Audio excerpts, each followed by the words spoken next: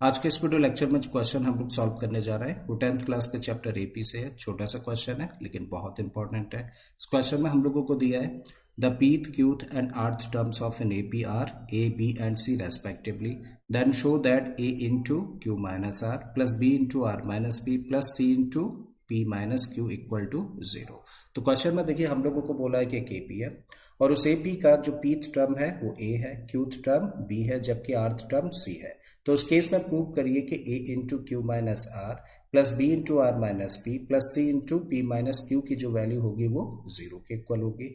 ठीक है, तो चलिए स्टार्ट करते हैं और ऐसा हम लोग प्रूव करते हैं। अब क्वेश्चन को स्टार्ट कर रहे हैं हम लोग इन गिवन 3 टर्म्स के साथ में। तो क्या दिया है हम लोगों को, सबसे पहले बोला है पीथ टर्म क्या है, a है।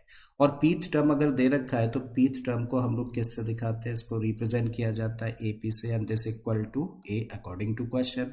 अगला टर्म हम लोगों को बोला है क्यूथ टर्म और इसको दिखाते हैं हम लोग ए क्यू से और इसकी वैल्यू दे रखी है बी।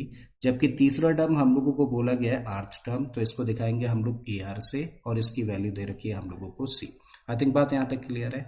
अब चाहें तो देखिए इसी ए पी को हम लोग क्या लिख सकते हैं, इसको हम लोग लिख सकते हैं A plus p minus 1 into D and this equal to क्या है, वैल्यू इसकी a है। ठीक है, बिल्कुल इसी तरीके से इस ए क्यू को क्या लिखा जा सकता है, इसको लिख सकते हैं a plus Q minus 1 into में D and this equal to b।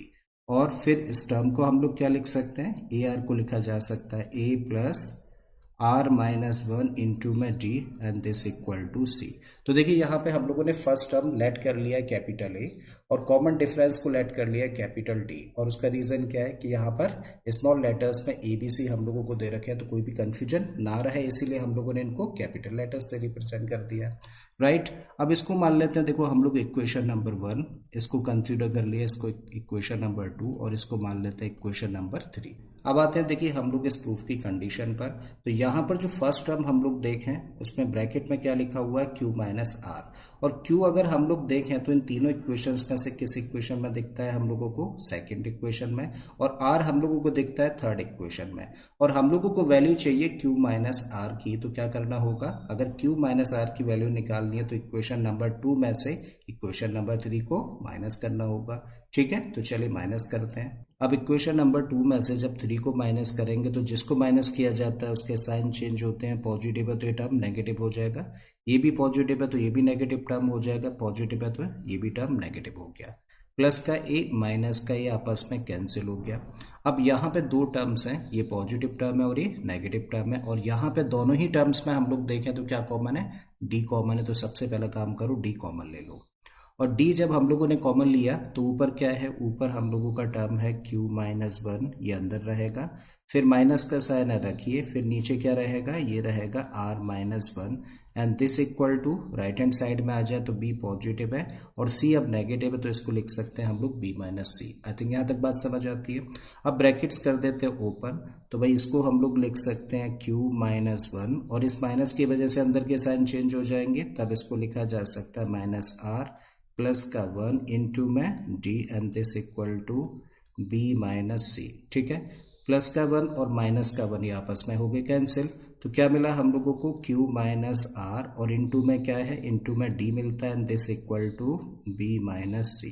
Finally हम लोगों को वैल्यू किसकी चाहिए, q माइनस आर की चाहिए। तो हम लोग कह सकते हैं therefore q minus r equal to, इसके लिए हम लोग क्या करें, इस d को ट्रांसपोज कर देते हैं, और क्योंकि d इस ब्रैकेट को मल्टीप्लाई कर रहा है तो जब ट्रांसपोज करेंगे तो डिवाइड करेगा, तब इसको हम लोग लिखेंगे b minus c upon D. तो देखिए हम लोगों के पास अब q माइनस आर की वैल्यू है, जबकि इस टर्म में हम लोग देखें तो q माइनस आर के अलावा मल्टीप्लाई किसका हो रहा है, a का हो रहा है। अगर a का मल्टीप्लाई और करना है, यानी कि इस साइड में अगर a का मल्टीप्लाई करना है तो हमें इस साइड में भी करना होगा। ठीक है, तभी हम लोगों को ये फर्स्ट टर्म मिल पाएगा। तो हम लोग क्या कर रहे हैं, इस इक्वेशन की दोनों साइड्स में a से मल्टीप्लाई कर देते हैं। ठीक है, तो जब इसको a से मल्टीप्लाई करेंगे तो इसको हम लोग लिख सकते हैं a इंटू में q minus r and this equal to, इस साइड में a से मल्टीप्लाई करना है तो देखो कुछ इस तरीके से रिप्रेजेंट किया जा सकता है, a इंटू में रखा हम लोगों ने ब्रैकेट के बाहर और b minus c as it is रख दिया और अपॉन में d। और ये बड़ा इंपॉर्टेंट पॉइंट है, मान लेते हैं इसको इक्वेशन नंबर 4। बिल्कुल इसी तरीके से अब हम लोग देखिए अगले टर्म पर आए तो यहाँ पे क्या है, r माइनस पी है। ठीक है। और अगर r माइनस पी की हम लोगों को वैल्यू निकालनी है तो क्या करना होगा, इस इक्वेशन में से इस इक्वेशन को माइनस करेंगे, ठीक है, और फिर उसके बाद हम लोग b से मल्टीप्लाई कर देंगे। तो बिल्कुल यही प्रोसीजर रहने वाला है। तो अब हम लोगों को यही प्रोसीजर सेम फॉलो नहीं करना है, क्या लिख देना है, सिमिलरली लिख देना है। तो हम लोगों ने यहां पर मेंशन किया सिमिलरली, क्या कह सकते हैं भाई, सिमिलरली किसकी value, b into are minus p की वैल्यू क्या होगी। देखो अब जरा यहां से समझो, बड़ा इंपॉर्टेंट पॉइंट है। जब हम लोगों ने q माइनस आर की वैल्यू निकाली थी, तो देखो q माइनस आर की वैल्यू निकाली थी तो क्या निकली, b माइनस सी, ठीक है। तो q यहां पर था, r यहां पर था, तो b minus c upon D निकला था। और फिर हम लोगों ने, क्योंकि a चाहिए था तो a का मल्टीप्लाई कर दिया था। अब हम लोगों को वैल्यू किसकी चाहिए, r माइनस पी की। तो r कहाँ है इस इक्वेशन में, तो हम लोग क्या लेंगे, c लेंगे। तो c minus r minus P, देखिए इस इक्वेशन में, तो यहाँ पर क्या राइट हैंड साइड में a है, तो c माइनस a लिखेंगे। और मल्टीप्लाई किसका होना है, b का होना है, तो यहाँ पर b, और अपॉन में क्या मिलेगा हम लोगों को, d मिलेगा। बिल्कुल इसी तरीके से हम लोग क्या कह सकते हैं, c into P minus q की वैल्यू क्या होगी। तो देखिए p किस इक्वेशन में, इस इक्वेशन में, तो क्या लिखे हैं हम लोग, सबसे पहला a, तो a माइनस क्यू किस इक्वेशन में, सेकंड में, और इसकी राइट हैंड साइड में क्या है, b, तो यहाँ पे हम लोगों ने लिखा a माइनस बी, इंटू में क्या है, c है, ठीक है। तो c से मल्टीप्लाई कर दीजिए, अपॉन में क्या रहेगा, d रहेगा। इसको मान लो इक्वेशन नंबर 5 और इसको कह दो इक्वेशन नंबर 6, करेक्ट है। अब हम लोगों को क्योंकि ये कंडीशन प्रूव करनी है, तो जब भी कभी किसी कंडीशन को हम लोगों को प्रूव करना होता है तो हम लोग क्या करते हैं, उस कंडीशन की आमतौर पे एक साइड को लेकर चलते हैं, उसको सिंप्लीफाई करते हैं और दूसरी साइड लेकर आ जाते हैं। तो इस दी गई कंडीशन की भी हम लोग लेफ्ट हैंड साइड को लेकर चल रहे हैं, क्योंकि इन तीनों टर्म्स की वैल्यूज हम लोगों ने फाइंड कर ली है। उन वैल्यूज को पुट करेंगे, सिंप्लीफाई करेंगे और राइट हैंड साइड लेकर आ जाएंगे तो प्रूव हो जाएगा, ठीक है।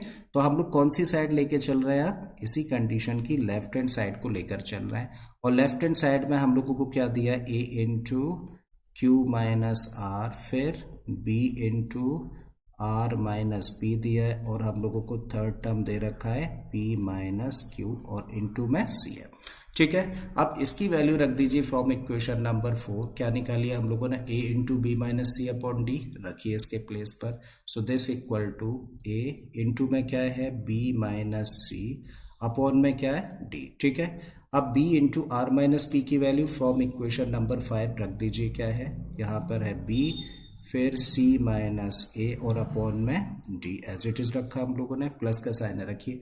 c into P minus q की वैल्यू क्या है, ये है, रखिए। तो c इंटू में a माइनस बी, और अपॉन में है d। अब देखिए हम लोगों के सामने तीन फ्रैक्शंस है और तीनों का ही डिनोमिनेटर क्या है, सेम है। और जब तीनों का डिनोमिनेटर सेम है तो न्यूमरेटर्स भी एज इट इज प्लस हो जाएंगे और यही डिनोमिनेटर हो जाएगा, ठीक है। तो न्यूमरेटर्स को आप एज इट इज प्लस कर दीजिए। तो पहला टर्म क्या है, b माइनस सी, ठीक है। अगला टर्म b इंटू सी माइनस ए, प्लस में अगला टर्म है c इंटू ए माइनस बी, ठीक है।